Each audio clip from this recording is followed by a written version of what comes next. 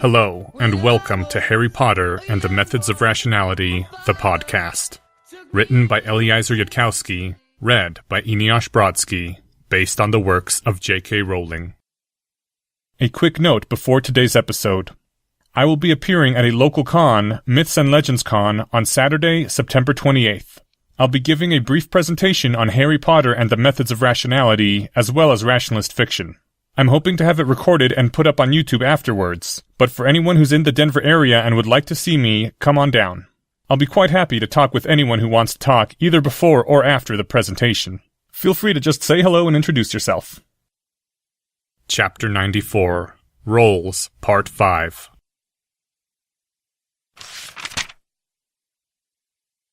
The First Meeting. At 6:07 a.m. on April 17th, 1992, the sun was just rising above the horizon as seen from the castle Hogwarts, filtering in through drawn curtains in the Ravenclaw first-year boys' dorm to provide a gentle light, red-orange for dawn and little changed by the white fabric covering the windows, not yet waking boys more accustomed to winter's schedule. In one bed among many, Harry Potter slept the sleep of the just exhausted. Quietly, the door opened. Quietly, a figure walked across the floor. That figure came to Harry Potter's bed. The figure laid a hand on the shoulder of the sleeping boy, who started and shrieked. No others heard. Mr. Potter, the small man squeaked. The headmaster has requested your presence immediately.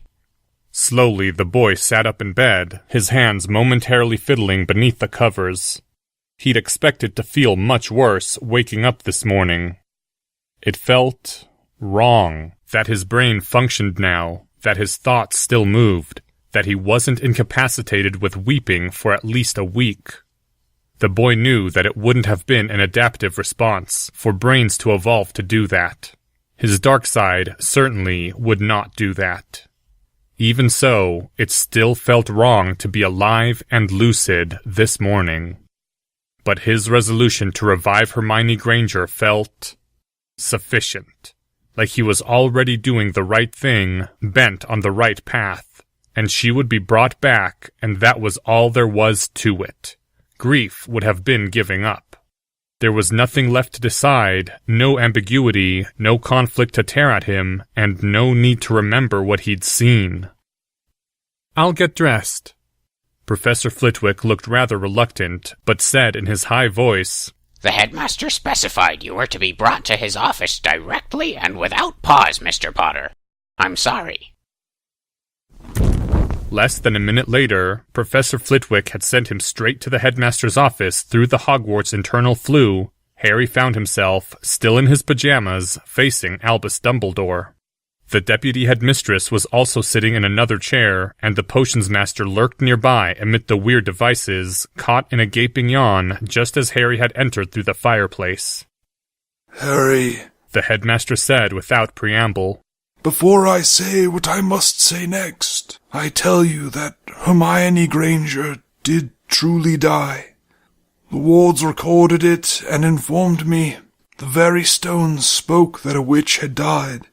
I tested her body where it lay, and those were Hermione Granger's true mortal remains, not any doll or likeness.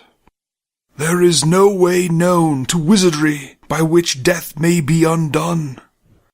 All this being said, Hermione Granger's remains are now missing from the storeroom where they were placed, and where you guarded them. Did you take them, Harry Potter? No, Harry said, narrowing his eyes. A glance showed him that Severus was watching him intently. Dumbledore's gaze was also keen, though not unfriendly. Is Hermione Granger's body in your possession? No. Do you know where it is? No. Do you know who took it? No. Besides the obvious probabilistic speculation, which are not based on any specific knowledge of mine. The old wizard nodded. Do you know why it was taken? No. Besides the obvious speculations, etc. What would those be? Sharp the ancient eyes. If the enemy can notice you running off to consult the Weasley twins during class after Hermione was arrested and find out about the magic map you said was stolen, then the enemy can wonder why I was guarding Hermione Granger's body. My turn. Did you arrange for Hermione's death in hopes of getting the money back from Lucius? What? No, Did you know or suspect that Hermione Granger would die? I did not know. As for suspicions, I placed her in the most strongly defended position I could against Voldemort. I did not will her death, nor allow it, nor plan to benefit from it, Harry Potter. Now show me your pouch. It's in my trunk, Harry began. Severus, Said the old wizard, and the potions master moved forward. check his trunk as well. Every compartment. My trunk has wards. Severus Snape grinned mirthlessly and strode into the green flame. Dumbledore took out his long dark grey wand and began to wave it close around Harry's hair, looking like a muggle using a metal detector. Before he had reached as far as Harry's neck, Dumbledore stopped. The gem upon your ring. It is no longer a clear diamond. It is brown, the color of Hermione Granger's eyes, and the color of her hair. A sudden tension filled the room. That's my father's rock, transfigured the same as before. I just did it to remember Hermione. I must be sure. Take off that ring, Harry, and place it upon my desk. Slowly, Harry did so, removing the gem and setting the ring off to the other side of the desk. Dumbledore pointed his wand at the gem, and a large, undistinguished grey rock jumped into the air from the force of its sudden expansion, hit some invisible barrier in the air above it, and then fell with a loud crack upon the headmaster's desk. There's another half-hour of work for me, transfiguring it again. Dumbledore resumed his examination. Harry had to remove his left shoe and take off the toe ring that was his emergency portkey if someone kidnapped him and took him outside the wards of Hogwarts, and didn't put up anti-apparition, anti-portkey, anti-phoenix, and anti-time-looping wards, which Severus had warned Harry that any Inner Circle Death Eater would certainly do. It was verified that the magic radiating from the toe ring was indeed the magic of a portkey and not the magic of a transfiguration. The rest of Harry was deemed clear. Not long after, the potions master returned, bearing Harry's pouch and several other magical things which had been in Harry's trunk, which the headmaster also examined, one by one, even to all the items remaining within the healer's kit. "Can I go now?" Harry said when it was all done, putting as much cold as he could into his voice. He took up his pouch and began the process of feeding the grey rock into it. The empty ring went back on his finger. The old wizard breathed out, slipping his wand back into his sleeve. I am sorry. I had to know. Harry, the Dark Lord has taken Hermione Granger's remains, it seems. I cannot think of anything he would gain thereby, except to send her corpse against you as an inferius. Severus shall give you certain potions to keep about your person. Be warned now, and be prepared for when you must do what must be done. Will the inferius have Hermione's mind? No.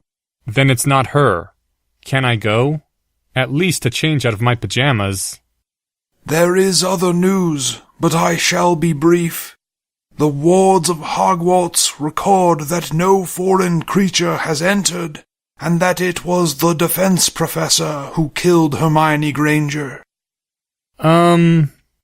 Thought 1. But I saw the troll kill Hermione. Thought 2. Professor Quirrell memory charmed me and set up the scene that Dumbledore saw when he arrived. Thought 3. Professor Quirrell can't do that. His magic can't touch mine. I saw that in Azkaban. Thought 4. Can I trust those memories? Thought 5. There was clearly some sort of debacle at Azkaban. We wouldn't have needed a rocket if Professor Quirrell hadn't fallen unconscious, and why'd he be unconscious if not... Thought 6. Did I ever actually go to Azkaban at all? Thought 7. I clearly practiced controlling Dementors at some point before I scared that Dementor in the Wizengamot, and that was in the newspapers. Thought 8. Am I accurately remembering the newspapers? That spell seriously ought to be unforgivable. You think Professor Quirrell could have memory charmed? No. I went back through time and placed certain instruments to record Hermione's last battle, which I could not bear to watch in my own person. The old wizard looked very grim indeed. Your guess was right, Harry Potter. Voldemort sabotaged everything we gave Hermione to protect her. Her broomstick lay dead in her hands. Her invisibility cloak did not conceal her. The troll walked in the sunlight unharmed. It was no stray creature, but a weapon pure and aimed. And it was indeed the troll who killed her, with strength alone, so that my wards and webs to detect hostile magics went for naught. The defense professor never crossed her path. Harry swallowed, shut his eyes, and thought. So this was an attempted frame on Professor Quirrell. Somehow. It does seem to be the enemy's modus operandi. Troll eats Hermione Granger, check the wards. Oh look, actually the defense professor did it. Same as last year. No, that can't be right. Why not, Mr. Potter? It seems obvious enough to me. That's the problem. The enemy is smart.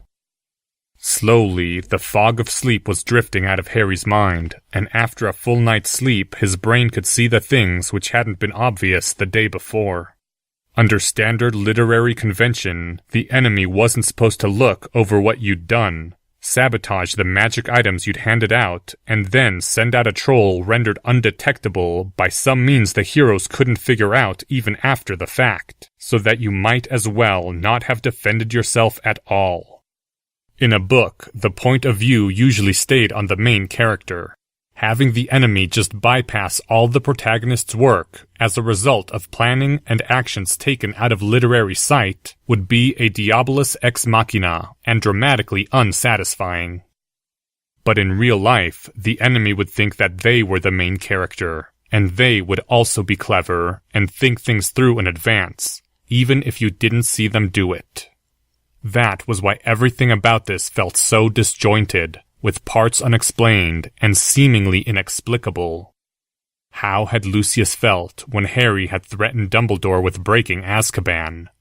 How had the Aurors above Azkaban felt, seeing the broomstick rise up on a torch of fire? The enemy is smart. The enemy knew perfectly well that you'd turn back time to check what really happened to Hermione, especially since the troll getting into Hogwarts at all tells us that someone can fool the wards. Harry shut his eyes, thinking harder, trying to put himself into the enemy's shoes. Why would he, or his dark side, have done something like... We are meant to conclude that the enemy has control of what the wards tell us, but that's actually something the enemy can only do with difficulty or under special conditions. They're trying to create a false appearance of omnipotence. Like I would. Later, hypothetically, the wards show Professor Sinestra killing someone. We think the wards are just being fooled again, but really Professor Sinestra was legitimized and she did do it. Unless that is precisely what the Dark Lord expects us to think, said Severus Snape, his brow furrowed in concentration. In which case he does have control of the wards, and Professor Sinistra will be innocent.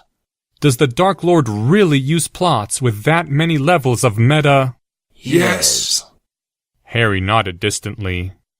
Then this could be a setup to either make us think the wards are telling the truth when they're lying, or a setup to make us think the wards are lying when they're telling the truth, depending on what level the enemy expects us to reason at.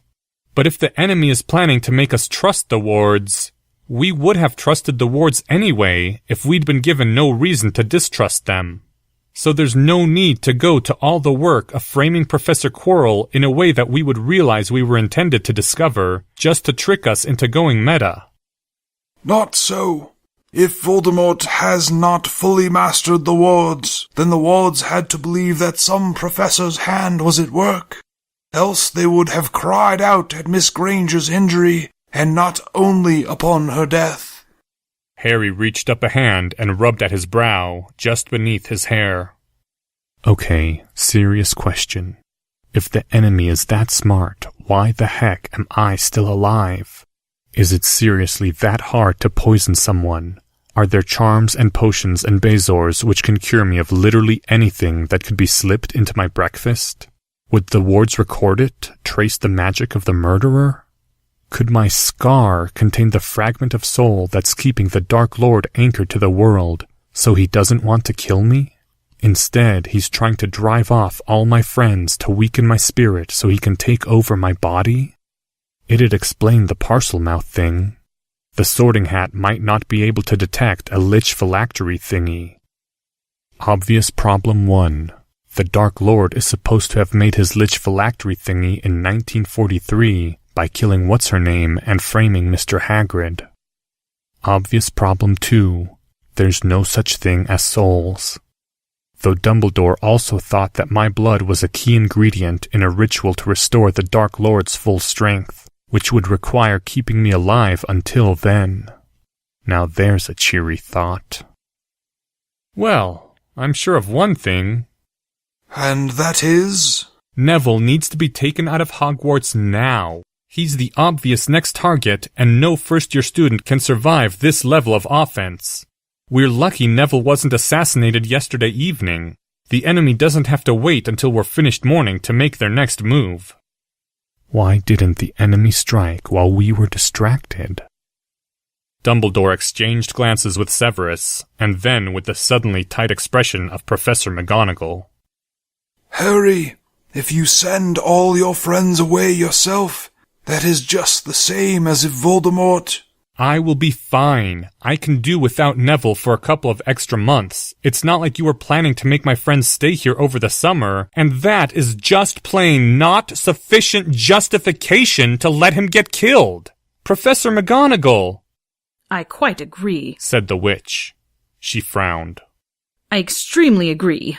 I agree to the point where I'm having some trouble figuring out how to express this, Albus. To the point where you're going to haul him out of there yourself, regardless of what anyone else says, because it's no excuse to say you were only following orders if Neville gets killed? Professor McGonagall closed her eyes briefly. Yes, but surely there ought to be some way to be responsible without threats of unilateral action. The headmaster sighed. No need. Go, Minerva. Wait, the potions master said, just as Professor McGonagall, moving rather swiftly, was taking a pinch of green dust from the flue vase. We should not call attention to the boy, as the headmaster called attention to the Weasley twins. It would be wiser, I think, if Mr. Longbottom's grandmother took him from Hogwarts. Let him stay in his common room for now. The Dark Lord does not seem able to act so openly. There was another long exchange of glances among the four, and finally Harry nodded, followed by Professor McGonagall. In that case, I'm sure of one other thing. And that is? I very much need to visit the washroom, and I would also like to change out of these pajamas.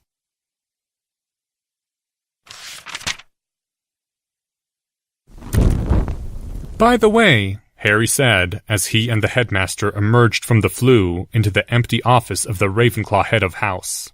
One last quick question I wanted to ask you. That sword the Weasley twins pulled out of the Sorting Hat, that was the sword of Gryffindor, wasn't it?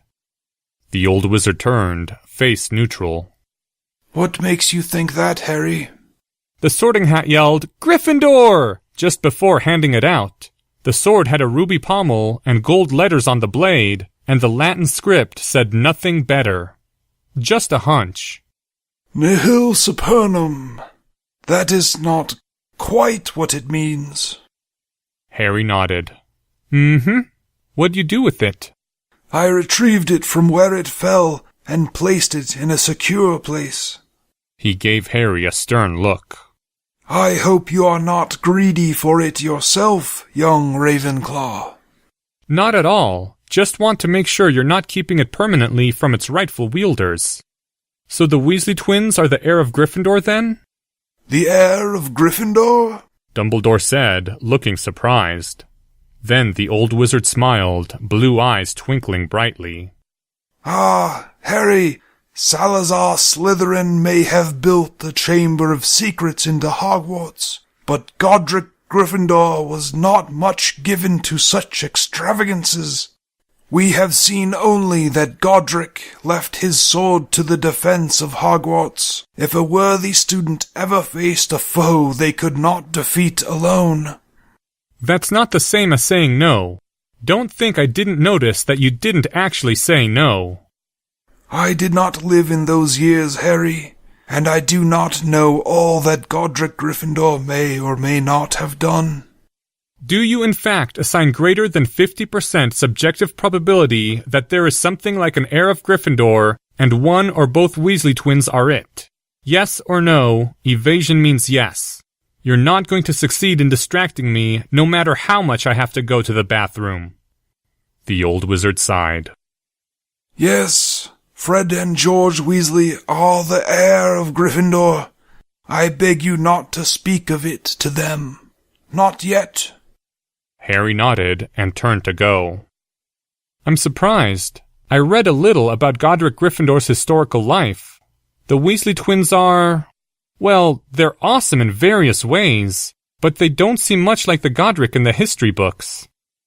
Only a man exceedingly proud and vain, Dumbledore said quietly as he turned back to the flue roaring up again with green flames, would believe that his heir should be like himself, rather than like who he wished that he could be. The headmaster stepped into green fire and was gone.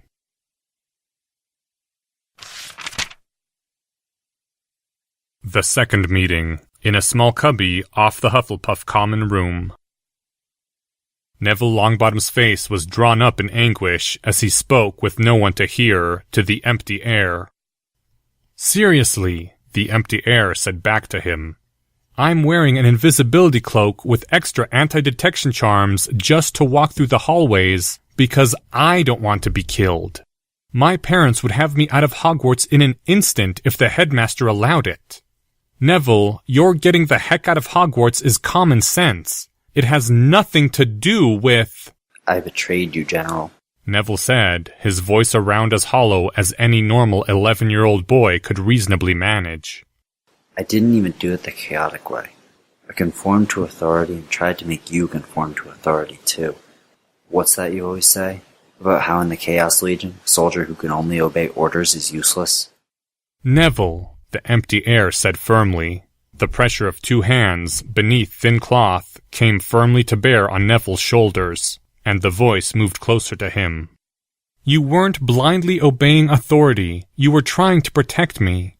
It's true that in this chaotic world, soldiers who can only follow rules and regulations are worthless. However, soldiers who follow rules for the sake of protecting their friends are... slightly better than worthless? Significantly better than worthless. Neville, you made an error of judgment. It cost me around 6 seconds. Now, it could be that Hermione's injuries were just barely fatal, but even then, I don't think 6 seconds was actually enough time for the troll to take an extra bite of Hermione. In the counterfactual world where you didn't step in front of me, Hermione still died. Now, I could stand here listing out the first dozen ways that Hermione would be alive if I hadn't been stupid. You ran right out after her. I'm the one who tried to stop you. It's my fault if it's anyone's. The empty air went silent at this for a while. Wow, the empty air finally said. Wow, that puts a pretty different perspective on things, I have to say. I'm going to remember this the next time I feel an impulse to blame myself for something. Neville, the term in the literature for this is egocentric bias. It means that you experience everything about your own life, but you don't get to experience everything else that happens in the world. There was way more going on than you running in front of me. You're going to spend weeks remembering that thing you did there for 6 seconds. I can tell, but nobody else is going to bother thinking about it. Other people spend a lot less time thinking about your past mistakes than you do, just because you're not the center of their worlds. I guarantee you that nobody except you has even considered blaming Neville Longbottom for what happened to Hermione. Not for a fraction of a second. You are being, if you will pardon the phrase, a silly-dilly. Now shut up and say goodbye. I don't want to say goodbye. Neville's voice was trembling, but he managed not to cry. I want to stay here and fight with you against whatever's happening. The empty air moved closer to him and embraced him in a hug, and Harry Potter's voice whispered, "Tough luck."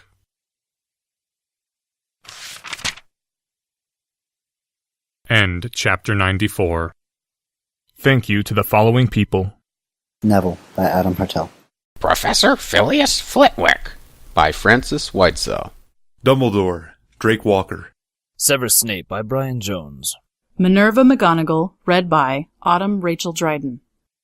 This chapter's original text, production notes, and attribution links, along with archives and much more, can be found at hpmorpodcast.com. If you would like to learn more about the art of rationality, please visit lesswrong.com, an online community of aspiring rationalists founded by Eliezer Yudkowsky.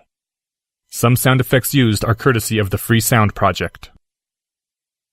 Thank you for listening, and come back next week for Chapter 95, Roles, Part 6.